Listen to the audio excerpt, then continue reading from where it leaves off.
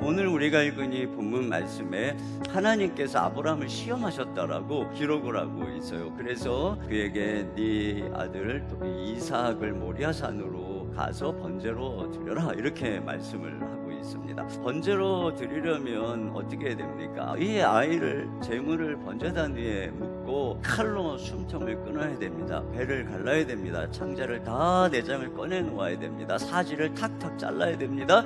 살을 각을 탁 떠서 제단 위에 쫙 걸려 놓아야 됩니다. 그리고 불로 홀라당 태우는 것, 이게 번제인데, 정말로 아브라함은 진짜로 이 아이들을 묶었어요, 번제단에. 그리고 칼을 들어서 그 숨통을 따르고 하는 순간에 하나님의 사자가 아브라함아, 아브라함아, 그를 알렸습니다. 그리고 그 이삭 대신에 수량 한 마리를 예비하셨죠.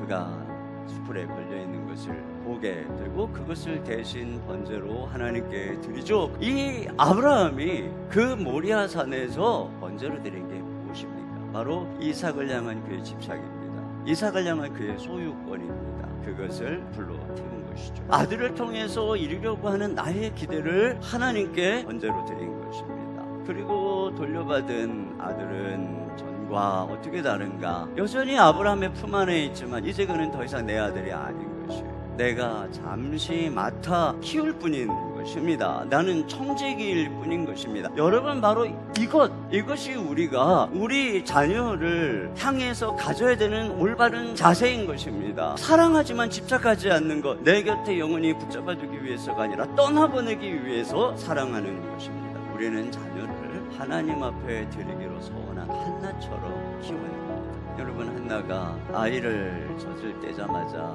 법원대로 보내죠. 그런데 그 아이를 젖을 떼기까지 가슴에 품고 아이를 양육할 때 얼마나 힘들겠습니까?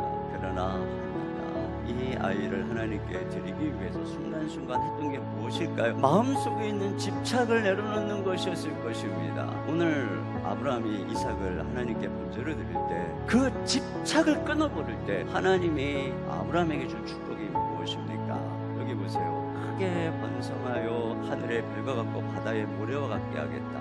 이삭을 말이죠. 그리고 내 씨로 말미암아 천하 만민이 복을 받을 것이다. 한 자녀가 민족을 이룰 것이라고. 근데 그 엄청난 일이 언제 이루어진다는 것입니까? 그를 내어줄 때, 하나님께 내어줄 때 말이죠. 집착을 끊어버릴 때. 그런데 사실은 이 모리아산에서 아브라함보다 더 위대한 한 분을 봅니다. 아브라함이 그 아들을 번제단 위에 올려놓을 때 그의 아들을 대신할 숫양을 예배하신 하나님을 만났죠. 그 숫양은 먼 훗날 장차 십자가에서 죽으실 하나님의 아들을 상징하는 것입니다. 하나님은 우리를 위해서 당신의 독자를, 장자를 내주신 것입니다. 영원한 사랑으로, 끊을 수 없는 생명으로 연합되어 있던 하나님, 인류를 위해서 당신의 사랑을 끊어내고 하나님의 구속의 뜻을 위해서 내어주실 때 그 결과 많은 아들들을 얻은 것입니다. 하나님께서 우리 아이들을 향한 계획은 우리가 생각한 것보다, 여러분들이 품을 수 있는 그 꿈보다 더 위대한 것입니다. 그러므로 부모가 자녀에게 주시는 최고의 것은 그 아이를 과도하게 책임지는 게 아니고 아이를 떠나보내는 것입니다. 하나님께 아끼는 것입니다.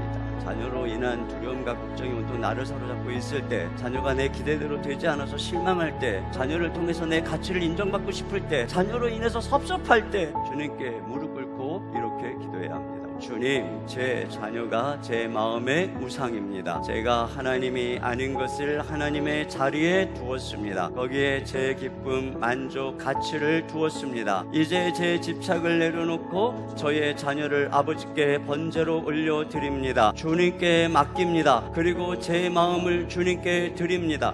주님, 사랑합니다. 아멘.